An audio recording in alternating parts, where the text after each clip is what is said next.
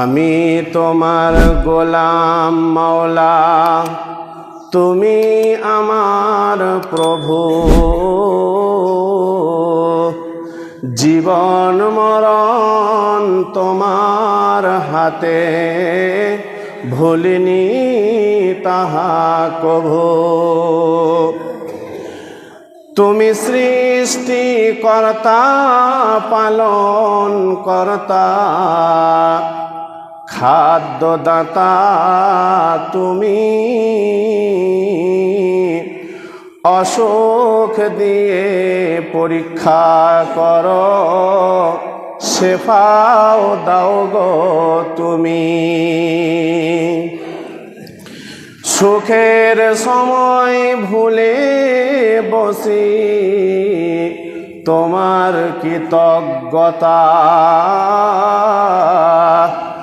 দুঃখের সময় মনে পড়ে তুমি ভাগ্যদাতা। তুমি দুঃখ দিও, কষ্ট দিও, সবর দিও তাতে কিয়ামতের কঠিন দিনে যেন থাকি নবীর সাথে। উপস্থিত বয়োজ্যেষ্ঠ, বয়োঘনিষ্ঠ ও স্নেহের সুধীবিন্দু, আজ আমি আপনাদের সম্মুখে দাঁড়িয়েছি দিন সম্পর্কে কিছু আলোকপাত করব এই উদ্দেশ্যে। আল্লাহ সুবহানাহু ওয়া তাআলা যতটুকু যেমনভাবে আমাকে বলার তৌফিক দান করবেন, ততটুকু তেমনভাবে বলে আমি আমার বক্তব্যকে ইতি টানব। অমা তৌফিকি ইল্লা বিল্লাহ, আলাইহি তাওয়াক্কালতু ওয়া ইলাইহি উনীব। সর্বপ্রশংসা, গুণগান, গণকীর্তন সেই মহান আল্লাহ সুবহানাহু ওয়া তাআলার জন্য, যিনি ছিলেন, আছেন, থাকবেন, যিনি অক্ষয় অব্যয় চিরস্থায়ী, যিনার প্রশংসা শেষ হয়নি, হচ্ছে না, ভবিষ্যতে হবে না। তাই সংক্ষিপ্ত প্রশংসা আমরা কেউ বাদ না থেকে সকলেই গর্বের সহিত বলি আলহামদুলিল্লাহ। তারপরে পরে আমার নবী, আপনার নবী তথা সারা বিশ্বের নবী মুহাম্মদ সাল্লাল্লাহু আলাইহি ওয়াসাল্লাম, তিনার ওপর সহ শত কোটি দরুদ ও সালাম শান্তির ধারা ঝরঝর করে বর্ষিত হোক। সকলেই বলুন আল্লাহুম্মা আমিন। আল্লাহুম্মা সাল্লি আলাইহি, আল্লাহুম্মা বারিক আলাইহি। উপস্থিত সুধীবিন্দু, আজকে যে বিষয়ের ওপরে বক্তব্য আলোড়ন সৃষ্টি করতে চলেছি, সেই বিষয়টা হলো আল্লাহ সুবহানাহু ওয়া তাআলার দুটি নিয়ামত, অমূল্য দুটি নিয়ামত, যা মুসলিমরা মূল্যায়ন করেনি, মুসলিমরা এর মান বোঝেনি, এর মর্যাদা, এর সম্মান কতখানি এ ওজন করতে পারেনি। যা পৃথিবীর বুকে যত মনীষীরা, হিন্দু মনীষীরা এসেছে, কেউ সাহিত্যিক, কেউ দার্শনিক, কেউ বিজ্ঞান, বড় বড় পৃথিবীর বুকে আমার আপনার মতো সীমিত জ্ঞানের মানুষ তারা নন। আমার আপনার মতো দু চার পাতা পড়ার মানুষ তিনারা নন। তিনারা পৃথিবীর বুকে কেউ বই লিখেছেন, কেউ সাহিত্যিক, কেউ দার্শনিক, কেউ গবেষক, কেউ বিজ্ঞান, বড় বড় মনীষী পৃথিবীর বুকে যারা বুদ্ধিজীবী এসেছেন, তারা ওই দুটি জিনিসের মূল্যায়ন করেছেন, ওই দুটি জিনিসকে স্যালুট করেছেন, ওই দুটি জিনিসের কাছে কুর্নিশ জানিয়েছেন। কিন্তু দুঃখের বিষয়, ওই দুটি জিনিস এই মুসলিমরা নিজ হাতে পাওয়ার পরেও তার মর্যাদা বোঝেনি, তার মূল্যায়ন করতে পারেনি, তার মূল্য দেওয়ার চেষ্টা করেনি, আর মূল্য দিতে পারবেও না। তবে কোনোদিন মূল্যায়ন করা, বোঝার চেষ্টা করেনি, হাতের কাছে পেয়েছে তাই। কিন্তু তাদেরকে পৃথিবীর বুকে সাহিত্যিকরা বুঝেছেন। এবার আপনি বলবেন, এ কথা আপনি কেন বলছেন মুসলিমরা কেন বোঝেনি? জি হ্যাঁ, মুসলিমরা বুঝেনি। আপনি বাড়ি যাওয়ার পর আপনার বাড়ির কোরআনটা কোথায় তোলা আছে একটু দেখবেন তো। পৃথিবীর বুকে বড় বড় নিয়ামত আল্লাহ যে দুটি দিয়েছেন, অমূল্য নিয়ামত, তার একটার নাম হলো কোরআন, আর উপর আরেকটার নাম হলো নবী মুহাম্মদুর রাসূলুল্লাহ সাল্লাল্লাহু আলাইহি ওয়াসাল্লাম। এই দুটি জিনিসকে আল্লাহ সুবহানাহু ওয়া তাআলা পৃথিবীর বুকে মানুষের হেদায়েতের জন্য পাঠিয়েছেন, পৃথিবীর বুকে মানুষের পথ প্রদর্শক করে পাঠিয়েছেন। কিন্তু এই দুটি জিনিসের মান মর্যাদা মুসলিমরা বোঝেনি। আপনার বাড়ির কোরআনটা দেখবেন কোন জায়গায় তোলা আছে। যেই কোরআনটাকে প্রতিদিন পড়ার উচিত ছিল, সেই কোরআনের ওপরে কত ধুলো বালি ময়লা বসে আছে, টিকটিকিতে পায়খানা করেছে।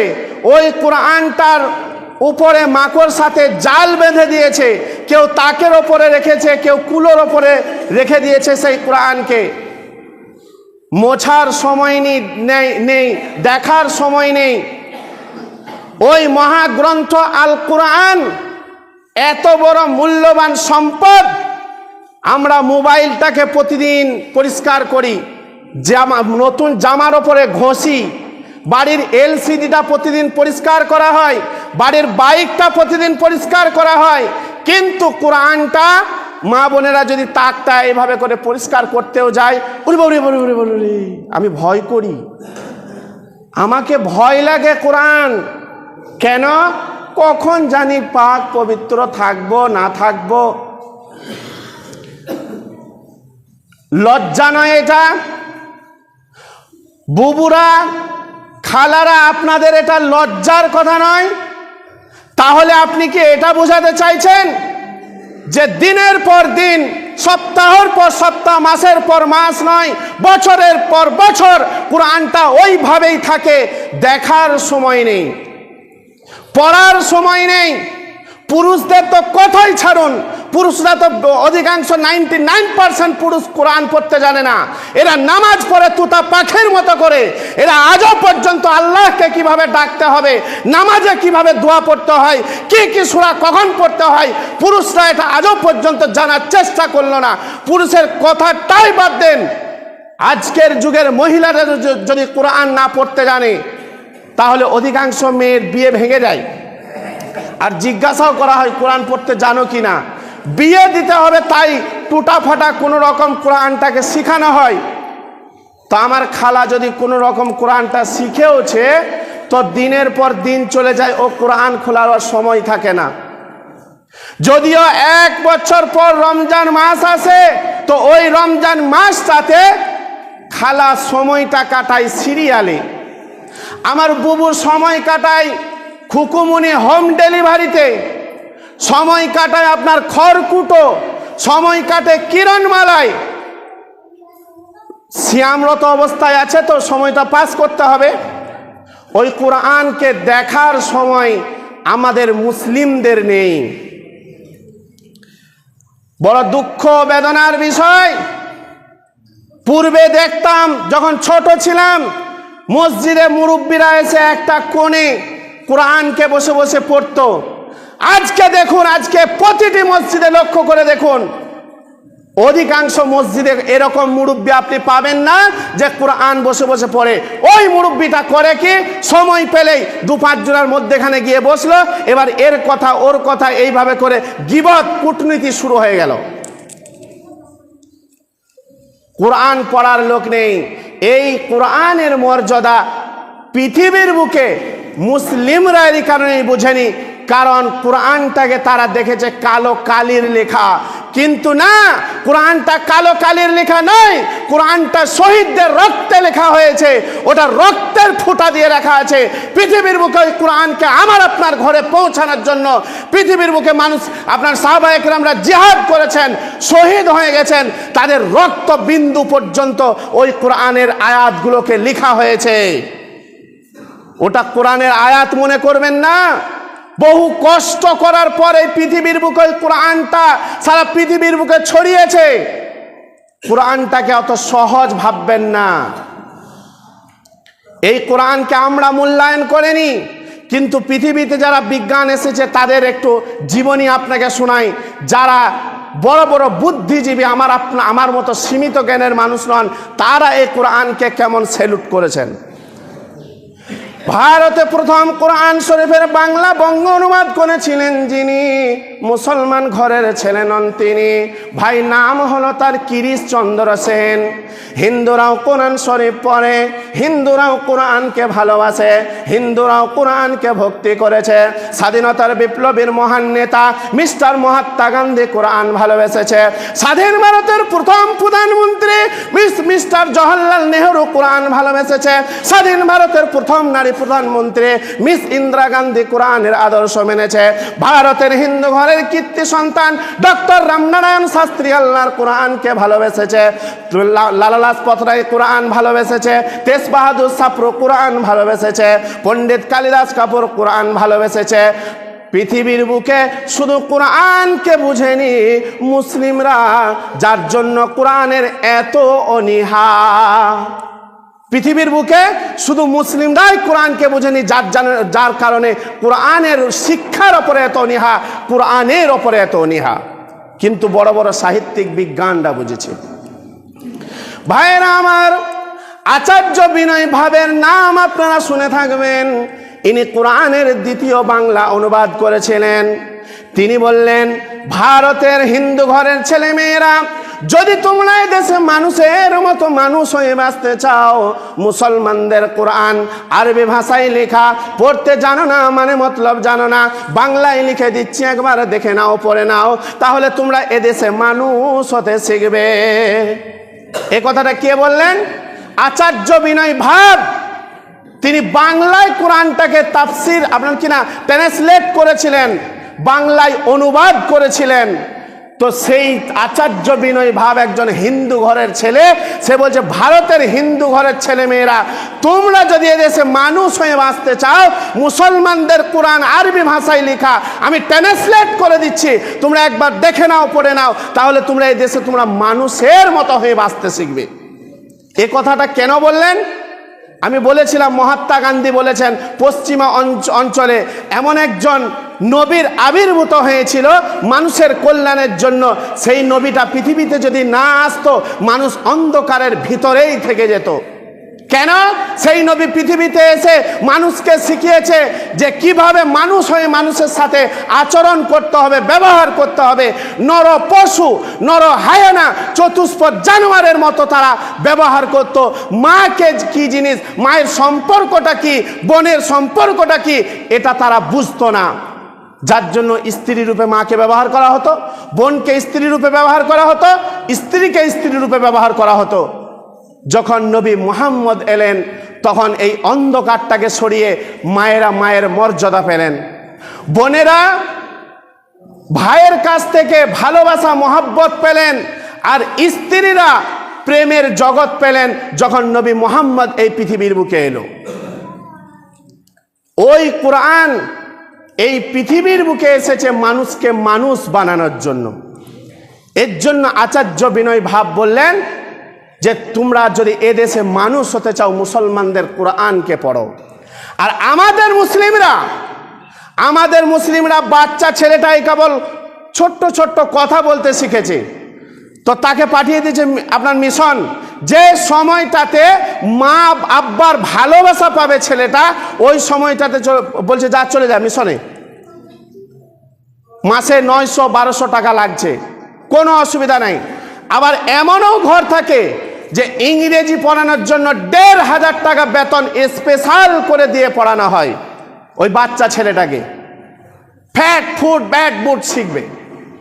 আর যখন আরবি কোরআন পড়ানো, তখন মোটামুটি ওই মসজিদের ইমাম আছে, বিকালবেলায় চলে যাওয়ার পর যেমন তেমন হলো, না হলো বাড়ি চলে এসো। এ তো কোরআন, অত প্রয়োজন নেই। এই কোরআনকে শেখানোর জন্য আজকে সোশ্যাল মিডিয়ায় যত দূর পর্যন্ত আমার এই আওয়াজ যাচ্ছে, প্রতিটি মুসলিম জাতিকে, প্রতিটি মুসলমান ভাইকে আমার এই কথাটা পৌঁছে দেওয়া উচিত যে আজকের সমাজ এত অধঃপতনে কেন চলে গেল।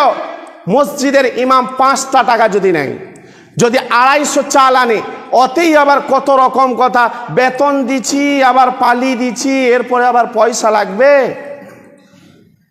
তোমার লজ্জা লাগে না? শরম হয় না তোমার? তুমি নিজের জন্য পান, বিড়ি, সিগারেট, গুটকায় কত টাকা খরচ করো, এরপরেও 5টা টাকা কোরআনের পিছনে খরচ করতে তোমার এত ব্যথা, এত কষ্ট তোমার। আর তুমি ভাবছো যে আমার ওই সন্তানটার কাছ থেকে আমি ভবিষ্যতে ভাত পাবো? জি না, আপনি অপেক্ষা করুন বৃদ্ধাশ্রমকে যাওয়ার জন্য। আপনার মতো মানুষের, আপনার মতো পিতার বৃদ্ধাশ্রমই যথেষ্ট, যার কারণে যে আপনি ভাত পেতেন সেই শিক্ষাটা তাকে দেন নাই। আপনি কোরআনের শিক্ষা ছেড়ে দিয়ে ছেলেকে ইংরেজি শিখিয়েছিলেন কেন? দুনিয়া করার জন্য, ডাক্তার, মাস্টার, অফিসার হওয়ার জন্য। আজকে বলতে পারেন কটা আলেমের, কটা মাওলানা ছেলে বৃদ্ধাশ্রমে থাকে? যেগুলো থাকে সেগুলো ডাক্তার, মাস্টার, ব্যারিস্টার, তাদের মা বাপেরা বৃদ্ধাশ্রমে রয়েছে। আর যারা ধর্মের শিক্ষা অর্জন করেছে তারা কোনোদিন বৃদ্ধাশ্রমে নেই। তারা সন্তানদের কলিজায় আছে, সন্তানদের হৃদয়ের মধ্যেখানে ঢুকে আছে। মুসলমান, খ্রিস্টানদের দিকে লক্ষ্য করো, তোমার মতো বড় বড় মসজিদ বানায়নি, তোমার মতো বড় বড় তারা গির্জা বানায় না যে আমরা গির্জা তৈরি করে সেখানে ইবাদত করতে যাব। এই যে মসজিদ, আল্লাহ রসুল সাল্লাল্লাহু আলাইহি ওয়াসাল্লাম বলেছেন যে প্রতিটি মহল্লাতে তোমরা মসজিদ তৈরি করো। এটা আল্লাহ রসুল বলেছেন, প্রতিটি মহল্লায় তোমরা মসজিদ তৈরি করো, কিন্তু ওই মসজিদটাতে আবাদ থাকতে হবে। তুমি মসজিদ বানিয়েছ আর মসজিদে মুসাল্লি নাই, মুসাল্লিটা আসবে কি করে? তোমাকে ধর্মের শিক্ষা তার কাছে পৌঁছে দিতে হবে। খ্রিস্টানরা ধর্মের শিক্ষা তাদের সন্তানদের কানে পৌঁছে দিয়েছে, সন্তানদেরকে ধর্মের শিক্ষায় তারা ব্যস্ত রাখে, যার জন্য তারা শিক্ষিত হয়ে সমাজের আপনার কিনা উন্নতি করে। আর এই মুসলিম সমাজ শুধু বড় বড় মসজিদ বানিয়েছে আর নিজেদের সন্তানদেরকে ধর্মের শিক্ষা থেকে বিরত রেখেছে, ধর্মের শিক্ষা থেকে তাকে পিছনে ফেলে রেখেছে। সে বুঝেই উঠছে না তার যে কোনটা ঠিক আর কোনটা বেঠিক। ইসলাম দরদি শ্রোতাবিন্দু, চলুন এবার আপনাকে আমি বলি নবী মুহাম্মদের কথা। নবী মুহাম্মদের জন্য আল্লাহ সুবহানাহু ওয়া তাআলা কোরআনে কি বলছেন এবং পৃথিবীর সাহিত্যিকেরা তার জন্য কি সার্টিফিকেট দিয়ে গেছেন। বিসমিল্লাহির রহমানির রহিম ওয়া আমিনু বিমা নুজ্জিলা আলা মুহাম্মাদ ওয়া হুয়াল হাক্কু মির রাব্বিহিম। আমার আল্লাহ সুবহানাহু ওয়া তাআলা বলছেন, ও কুরআন তুমি ওদেরকে জানিয়ে দাও, ওরে সারা পৃথিবীর মানুষ, তুমি তার ওপরে ঈমান নিয়েছো, তুমি তার ওপরে ঈমান আনো যার ওপরে এই মহাগ্রন্থ আল কোরআনকে অবতীর্ণ করা হয়েছে। তো কার ওপরে অবতীর্ণ করা হয়েছে? নুজ্জিলা আলা মুহাম্মদ ওয়া হুয়াল হাক্কু মির রাব্বিহিম। সেই মধুর নাম হলো মুহাম্মাদুর রাসূলুল্লাহ সাল্লাল্লাহু আলাইহি ওয়াসাল্লাম। তাহলে বোঝা গেল নবীজির ওপরে কোরআনকে আপনার নাজিল করা হয়েছে। এবার চলুন, কোরআনকে নাজিল তো করা হলো, এবার পৃথিবীর বুকে যারা বিজ্ঞান এসেছে, যারা সাহিত্যিক এসেছে, এ ব্যাপারে নবীর জন্য কি বলেছেন।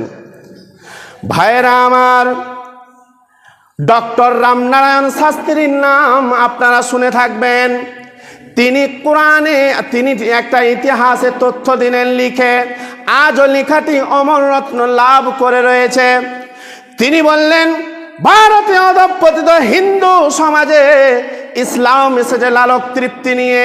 ইসলাম যদি ভারতবর্ষের জমিনে না আসত, এই অধঃপতিত হিন্দু সমাজের মানুষ কোনোদিন মানুষ হতে পারত না। কথাটা যে বললেন তিনার নাম হলো ডক্টর রামনারায়ণ শাস্ত্রী। সেও একজন হিন্দু ঘরের ছেলে। তিনি বললেন, ভারতীয় অধঃপতিত হিন্দু সমাজে ইসলাম এসেছে লালক তৃপ্তি নিয়ে। ইসলাম যদি ভারতবর্ষের জমিনে না আসতো, এই অধঃপতিত হিন্দু সমাজের মানুষ কোনোদিন মানুষ হতে পারত না। এই দেশে যখন সতীদাহ প্রথা ছিল, এই দেশের মেয়েরা যখন বাবার সয় সম্পত্তির কোনো অধিকার পেত না, সেই সময়ে আল্লাহর এক মহান ওলি আসলেন এই ভারতের বুকে। তিনি তখন ভারতের বুকে মুসলমানদের আইন জারি করে দিয়ে দিলেন। হিন্দু সমাজের নিয়ম ছিল, যদি কোনো মেয়ের বিয়ের 2-4 মাস পরে তার স্বামী যদি মারা যায়, ওই মেয়েটাকে, ওই স্ত্রীকে হাত পা বেঁধে স্বামীর চিতায় জীবন্ত পোড়ানো হতো। রাজা রামমোহন রায় বললেন, ধর্মে লাথি মার। বিশ্বকবি রবীন্দ্রনাথ ঠাকুর বললেন, ধর্মে লাথি মার, মার। ঈশ্বরচন্দ্র বিদ্যাসাগর বললেন, ধর্মের আইন পরিত্যাগ কর। আমার কন্যা সন্তান স্বামীর চিতায় জীবন্ত পূর্বে আর বাবা বাবা বলে ডাকবে, আর আমি বাবা হয়ে তার স্বামীর চিতার পাশে দাঁড়িয়ে তার ওই মরণ যন্ত্রণা শুনবো। এটা কখনোই যুক্তির কথা নয়। মুসলমানদের আইন কত ভালো, ওদের যদি 100 স্বামীও মারা যায়, ওরা 101 বার বিয়ে করতে পারবে। আমাদের ধর্মের আইনকে উচ্ছেদ কর, সতীদাহ প্রথা উচ্ছেদ কর, মুসলমানদের আইন আমাদের ধর্মে জারি কর। ভাইরা আমার, যেই সময়ে হিন্দু ধর্মের মেয়েরা বাবার সয় সম্পত্তির কোনো অধিকার পেত না, যতদিন বাবার বাড়িতে আছে ততদিন তারা বাবার সয় সম্পত্তি উপভোগ করত। যখনই তাদেরকে বিবাহ দিয়ে দেওয়া হতো, আর কোনো বাবার সয় সম্পত্তির অধিকার তাদের থাকতো না। কিন্তু মুসলমানদের কোরআন বলেছে, সূরা নম্বর 4, সূরাটির নাম হলো সূরা নিসা, আর আপনার পারা নম্বর 4, সূরাটির আয়াত নম্বর হলো 12 থেকে আপনার সূরাটি শুরু হচ্ছে। বিসমিল্লাহির রহমানির রহিম। ইউসিকুমুল্লাহু ফি আওলাদিকুম লিযযাকারি মিসলু হাজ্জিল উনসায়াইন ফাইন কুননা নিসান ফাওকা ইসনাতাইনি ফালাহুন্না সুলুসা মা তারাক।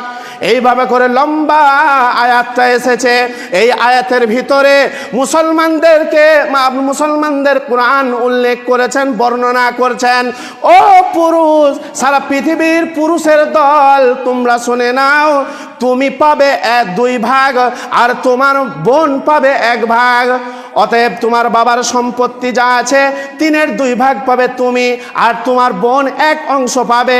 কারণ তোমার কাছ থেকেও তোমার বোন পাবে, তোমার আপনার জামাই বাবু অর্থাৎ তোমার বোনাইয়ের কাছ থেকে, অর্থাৎ তার স্বামীর কাছ থেকেও সে পাবে, তার ছেলের কাছ থেকেও সে পাবে।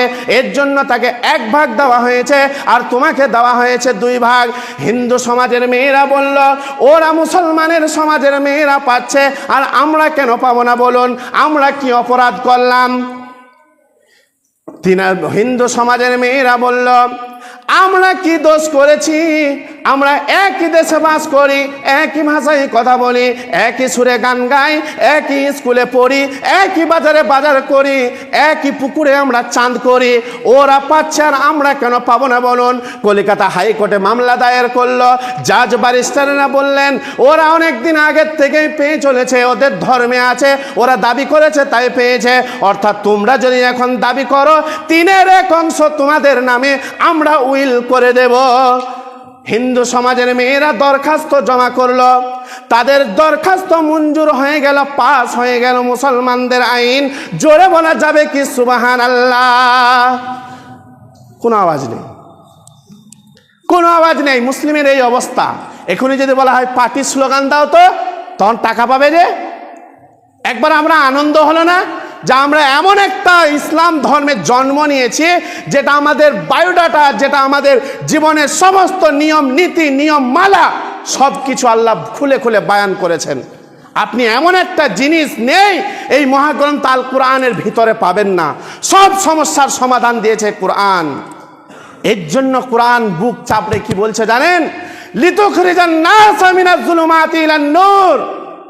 আমার মিশন হলো এই সারা পৃথিবীর মানুষকে জবাট বজা অন্ধকারের ভিতর থেকে টেনে বের করে আলোর সন্ধান দেওয়া। কি বললেন? মানুষকে টেনে বের করে আলোর সন্ধান দেওয়ার জন্য পৃথিবীর বুকে আমি কোরআন এসেছি। অতএব হিন্দু সমাজে আমাদের আইনটা পাস হয়ে গেল। বন্ধুরে আমার, এবার চলুন নবী মুহাম্মদের জন্য আল কোরআন প্রমাণ করলো ঈমান আনো তার উপরে, যেটা মুহাম্মদ সাল্লাল্লাহু আলাইহি ওয়াসাল্লামের উপরে নাজিল হয়েছে। অর্থাৎ মুহাম্মদের উপরে কোরআন নাজিল হলে এটা আমরা বুঝে নিলাম। এবার পৃথিবীর বড় বিজ্ঞানীরা কি বলছে দেখুন। পণ্ডিত হরপ্রসাদ শাস্ত্রী বলছেন, পৃথিবীর বুকে মানুষের কল্যাণের জন্য কোনো মহামানব পৃথিবীর জমিনে আবির্ভূত হয়নি। যদি কোনো মহামানব মানুষের কল্যাণের জন্য আবির্ভূত হয়ে থাকে, বিধাতার তরফ থেকে যদি এসে থাকে, তার নাম হলো মুহাম্মাদুর রাসূলুল্লাহ। জোরে বলুন সাল্লাল্লাহু আলাইহি ওয়াসাল্লাম। আরে ভাই, সাল্লাল্লাহু আলাইহি ওয়াসাল্লামটা না বললে আল্লাহর নবী আপনার উপরে বদদোয়া করেছে। আপনি এখনো কৃপণতা করছেন কেন? আল্লাহ রসুল যখন মিম্বরে চাপছেন, তিনটি দোয়া করেছিলেন বদদোয়া।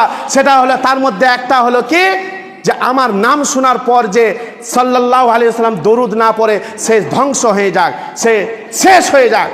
তুমি কি ভাবছো তোমার রাত দিন এই যে অশান্তি বাড়িতে, রাত দিন তোমার বালা মুসিবত দূর কি এমনি হয় না? তুমি যখন তোমার স্বামী স্ত্রী তোমরা একটা বালিশে শুয়েছ, তো সিরিয়াল দেখছো, ফিল্ম দেখছো, ফিল্মগুলোর নাম আমার মনে নেই, ফিল্ম দেখছো বসে আপনার কিনা শুয়ে শুয়ে, বিবিকে বলতে পারো না এগুলো দেখতে নেই, এগুলো সংসারে অবনতি আনে, বাড়িতে বরকতকে রুখে দেয়, এটা বলতে পারো না? এই কোরআন ও হাদিসকে শোনা হয় না? কৃপণতা যত করবে ধ্বংস তোমার অনিবার্য, ধ্বংস হয়ে যাবে। অর্থাৎ ধর্ম নিয়ে বিবেচনা করো, ধর্ম নিয়ে ভাবো। ভাইরা আমার, পৃথিবীর বুকে হরপ্রসাদ শাস্ত্রী বললেন, যদি মানুষের কল্যাণের জন্য কোনো মহামানব এসে থাকে, নাম হলো তার মুহাম্মাদুর রাসূলুল্লাহ সাল্লাল্লাহু আলাইহি ওয়াসাল্লাম। আমি রামকৃষ্ণ পরমহংসদেবের নাম বলতে পারবো না, চৈতন্যদেবের নাম বলতে পারবো না, গুরু নানকের নাম বলতে পারবো না, মহাবীরের নাম বলতে পারবো না, পণ্ডিত কালিদাস কাপুরের নাম বলতে পারবো না, যীশু খ্রিস্টের নাম বলতে পারবো না, বালক ব্রহ্মচারীর নাম বলতে পারবো না। পৃথিবীর বুকে মানুষের মধ্যে, পৃথিবীর বুকে মানুষের মধ্যে সবচাইতে শ্রেষ্ঠ মহামানব যিনি, নাম হলো তার মুহাম্মাদুর রাসূলুল্লাহ সাল্লাল্লাহু আলাইহি ওয়াসাল্লাম। বর্তমানে আমেরিকার দেশে, খ্রিস্টান আমেরিকার দেশে একটা উচ্চ লেখকের বড় সুনাম হয়েছে। লেখকটার নাম হলো আপনার কিনা ডক্টর এইচ.এম. হার্ট। তিনি একটা বই লিখেছেন ইংরেজিতে, নাম দিয়েছেন বইটার দ্য 100। ইংরেজিতে নাম দিয়েছেন দ্য 100, বাংলায় যার অর্থ হলো 100 মনীষীর জীবনী ওই বইয়ের ভিতরে লিপিবদ্ধ করেছেন। 100 মনীষীর জীবনী ওই বইটার ভিতরে তিনি লিখেছেন। বন্ধুরে আমার, ওই বইয়ের ভিতরে যার জীবনী সর্বপ্রথম জায়গা পেয়েছে, যার জীবনীটা সর্বপ্রথম 1 নম্বরে লেখা হয়েছে, সে রামকৃষ্ণ পরমহংসদেব নন, বুদ্ধদেব নন, চৈতন্যদেব নন, গুরু নানক নন, মহাবীর নন, আচার্য কিশোরচন্দ্র সেন নন, ডক্টর শিবশক্তি শ্রজ্জি নন।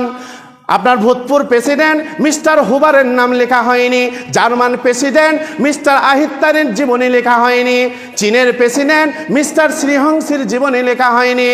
আপনার কিনা যারা পৃথিবীর বুকে মরণের পরে অমর রত্ন লাভ করে রয়েছে, পৃথিবীর বুকে বড় বড় বিজ্ঞান যারা এসেছে, কারো বানাম রুশ, কারো বানাম প্লেটো, কারো বানাম হেগেল, কারো বানাম কেও, কারো বানাম গ্যালিলিও, কারো বানাম আইজ্যাক নিউটন, কারো বানাম আপনার কিনা টমাস কার্লাইল। পৃথিবীর বুকে বড় বড় বিজ্ঞান যারা এসেছে, তাদের কারোর জীবনী ওই বইটার সর্বপ্রথম লেখা হয়নি।